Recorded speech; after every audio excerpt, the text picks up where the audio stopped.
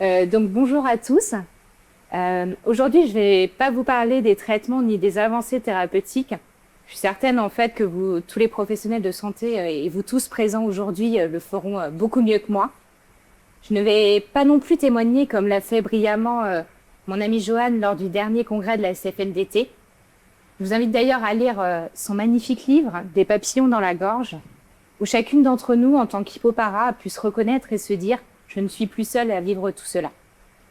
Je ne vais pas non plus décrire l'hippopara de la plus belle des façons, comme l'avait si joliment évoqué Delphine, ou comme le fait si bien Christelle en parcourant la France entière pour nous représenter, ou encore comme Florence en animant ses cafés PTH auprès de nos chers adhérents. D'ailleurs, j'en profite pour les remercier sincèrement pour tout ce qu'elles font dans l'association pour nous, patients. Comme elles le disent si bien, ensemble on va plus loin. Aujourd'hui, j'ai choisi de faire simple, j'ai choisi de vous parler de la maladie, mais à travers un autre regard. Non pas seulement celui du patient, mais celui de la famille, et plus particulièrement celui de mon fils. On dit souvent que la vérité sort de la bouche des enfants, alors j'ai choisi de faire témoigner mon fils du haut de ses 12 ans. Comment un enfant vit-il avec une maman hippopara? Comment comprend-il cette maladie invisible, mais pourtant omniprésente dans notre quotidien? Quelle émotion traverse-t-il? Je vais simplement lui poser quelques questions. Des questions d'enfant, simples et sincères. À travers ces réponses, j'aimerais essayer de vous faire ressentir ce qu'est réellement la vie d'un patient hippopara, ce qu'il peut malheureusement endurer au quotidien. Parce qu'en réalité, la maladie ne s'arrête jamais au patient. Elle s'installe dans la vie des conjoints, dans les inquiétudes des proches et parfois aussi dans le cœur de nos enfants. Parfois cet impact est difficile, parfois il est douloureux, mais parfois aussi, et c'est ce que vous allez entendre à travers les mots de mon fils, il nous rappelle une chose essentielle. Quand la vie devient fragile, chaque moment partagé devient infiniment précieux. Alors aujourd'hui, je vais simplement vous laisser écouter un enfant de 12 ans vous parler de la maladie de sa maman. Est-ce que tu sais quelle maladie a maman? T'as la maladie hypoparathyroïdie. Je suis fière qu'ils connaissent le nom de cette maladie rare, tellement méconnue et si souvent confondue avec des problèmes thyroïdiens. Et entendre ces mots sortis de sa bouche, ça me rappelle combien il a grandi avec la maladie. Comment tu expliquerais cette maladie avec tes mots? C'est une maladie où tu as des problèmes avec tes os, tes muscles et le calcium. Du coup, tu dois te piquer avec une aiguille. Tu dois prendre beaucoup de médicaments. Des fois, tu as un brouillard cérébral et tu es très fatigué. C'est triste et ça me rend triste aussi. C'est une maladie méchante. Il n'aime pas beaucoup les traitements injectables. Il en a même très peur. Et je comprends pourquoi. C'est difficile pour lui de voir sa maman se piquer tous les matins, heure fixe, même le week-end. Il voit la douleur, la fatigue, la contrainte. Et pourtant, malgré son jeune âge, il comprend déjà l'importance de ce geste quotidien. Il a grandi avec mon pilulier à portée de main. Très tôt, il a compris que ces médicaments étaient essentiels, presque vitaux. Et jamais il n'y a touché. Il savait déjà que c'était sérieux. Et entendre qu'il est triste, c'est un véritable coup au cœur, parce que ce n'est pas censé être le poids d'un enfant. Parfois, ce qu'ils ressentent est bien trop lourd pour leur âge, mais c'est aussi la réalité d'une famille touchée par l'hypoparathyroïdie. Certains jours, les symptômes deviennent si présents que la fatigue, la douleur et la tristesse finissent par se ressentir dans toute la maison, même pour un enfant. Est-ce que tu te souviens quand maman est tombée malade après son opération? J'avais 8 mois, donc non, je ne me souviens pas. Mon cancer médulaire de la thyroïde a été détecté alors qu'il avait à peine 4 mois. Et j'ai été opérée alors qu'il n'avait que 8 mois. Imaginez le quotidien d'une jeune maman qui découvre qu'elle doit faire face à cette maladie sans vraiment la comprendre.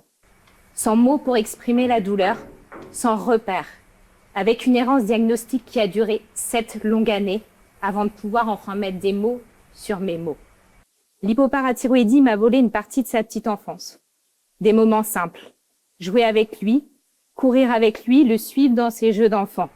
Simplement être la maman active que j'aurais voulu être à cet âge-là. Très vite, mon corps ne suivait plus. La fatigue était trop forte, les douleurs trop présentes. Et je devais souvent rester en retrait, là où une maman devrait pouvoir partager pleinement ses instants. Ces moments-là, ces moments si précieux avec mon fils, la maladie m'en a trop souvent privé. Et pourtant, cette épreuve m'a appris quelque chose d'essentiel. Chaque instant que la maladie me laisse avec lui est devenu un trésor. Aujourd'hui, Même si le quotidien reste lourd, chaque moment de répit devient un cadeau, un moment que je savoure avec une intensité que seul un enfant peut nous faire ressentir. Et est-ce que tu trouves que cette maladie est facile à comprendre? Non, c'est compliqué. Avec tout le sel que tu ne dois pas prendre, le calcium et plein de choses comme ça, c'est lourd. C'est lourd. Ces mots courts et simples, mais ils frappent profondément.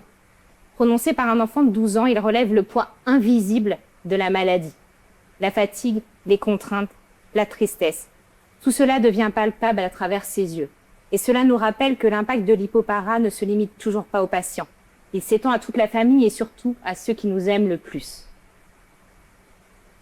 Est-ce qu'il y a des choses qui sont différentes à la maison à cause de ma maladie? Tout ce qu'on ne peut pas faire. Quand on voyage, on doit prendre un appart-hôtel, parce que dans un hôtel, tu ne peux pas manger comme tu veux. Au restaurant, on doit éviter le sel, faire attention au calcium. À la maison, on doit s'adapter, parce que parfois, tu ne peux pas faire certaines choses. Et est-ce que tu remarques quand maman ne va pas bien? Oui, je le remarque souvent, parce que je te connais très bien. Qu'est-ce que tu vois ou remarques quand maman est fatiguée ou en crise? Tu t'énerves, t'es sévère, t'es perturbée. Voilà. Et est-ce que tu dois faire attention à maman parfois? Oui, quand t'es malade, quand tu fais des crises ou quand t'es fatiguée. La maladie impacte tout. Le travail, les repas, les voyages, les loisirs. Même quand j'essaie d'être une maman normale, il ressent chaque contrainte, chaque limite. Dans l'alimentation, la gestion constante du calcium, la limitation du sel, sans parler des phosphates et oxalates. Dans les voyages, chaque déplacement devient un casse-tête, la chaîne du froid, le passage aux douanes avec des médicaments méconnus, l'équilibre des repas à retrouver dans un pays qui nous est étranger. Car la maladie, elle, ne prend pas de vacances. Au travail, j'ai dû adapter mon poste, réduire mes heures. Et à la maison, comme il m'arrive très souvent de ne pas pouvoir assurer les tâches quotidiennes, nous avons dû mettre en place une organisation hors pair. Mon fils et mon mari ont aujourd'hui une place d'aidant. Et cette responsabilité et cette culpabilité que j'éprouve pèsent parfois si lourd. Mais elle nous rappelle aussi l'importance du soutien familial face à la maladie. Est-ce que ça t'inquiète parfois que maman soit malade? Oui, beaucoup. Parce que tu peux repartir à l'hôpital, être très fatiguée et aller vraiment très mal. Je n'aime pas te voir triste. Et est-ce que tu as déjà eu peur pour maman? Oui, parce que je sens quand ça ne va pas et ça me fait peur. Et est-ce que tu en parles avec tes amis ou tes professeurs? Pas souvent, mais j'en ai parlé une fois, un petit peu. Il parle très peu de ma maladie à ses amis ou professeurs, mais en réalité, comment parler d'une maladie si rare à son entourage est si difficile à définir et la plupart du temps invisible? Est-ce que parfois ça t'énerve ou ça te rend triste? Ça me rend souvent, très triste parce que je sais que ma vie ne sera jamais comme les autres. Mais en soi, c'est bien aussi parce que ça me rend notre vie unique et du coup, c'est bien en même temps. À l'entendre, on comprend que la maladie dépasse le patient, elle touche toute une famille, conjoints, parfois parents et parfois même les enfants. Les séjours aux urgences sont toujours des épreuves. Je ne compte plus les fois où l'on m'a laissé de côté parce que c'était une crise d'angoisse. Même avec la carte d'urgence, chaque épisode reste traumatisant pour nous, patients, mais également pour l'entourage. Et pourtant, malgré la peur, la tristesse et toujours cette fameuse fatigue, il y a cette lumière dans ces mots. La maladie lui a appris la valeur de chaque instant passé avec ceux qui nous sont chers. Maintenant, si tu pouvais expliquer la maladie à un médecin, qu'est-ce que tu dirais? C'est une maladie où on a des problèmes de calcium. Des fois, t'en as trop, des fois, t'en as pas assez. Les os et les muscles font mal. Tu ne peux pas manger de sel. C'est dangereux pour tes reins. Tu es très fatigué. T'as des brouillards, des crises et des vertiges. Et qu'est-ce que tu aimerais que les médecins comprennent mieux? Que t'es vraiment tout le temps fatigué et que quand t'es en crise, ça va très mal. Il faut vraiment qu'on t'aide et qu'on t'accompagne. Et qu'est-ce que tu voudrais que les gens sachent sur ta maman malade? Qu'elle ne peut pas tout faire. Parfois, elle ne peut pas nager ou courir comme papa. Qu'elle ne peut pas tout faire comme les autres. À travers son regard, on voit aussi combien la maladie, avec cette fatigue permanente et parfois ce fameux brouillard cérébral, peut rendre le quotidien compliqué. À la maison, nous avons mis en place beaucoup d'automatismes, de routines pour que la vie continue malgré tout. Mais malgré cela, il m'arrive encore d'avancer dans une épaisse brume. Et dans ces moments-là, mon fils devient, sans même s'en rendre compte, ma bouée de secours. Et si tu pouvais dire une chose aux médecins qui soignent des patients comme maman, que dirais-tu? Créer un médicament qui pourrait te soigner, mais pas entièrement, pour que tu restes unique comme tu es.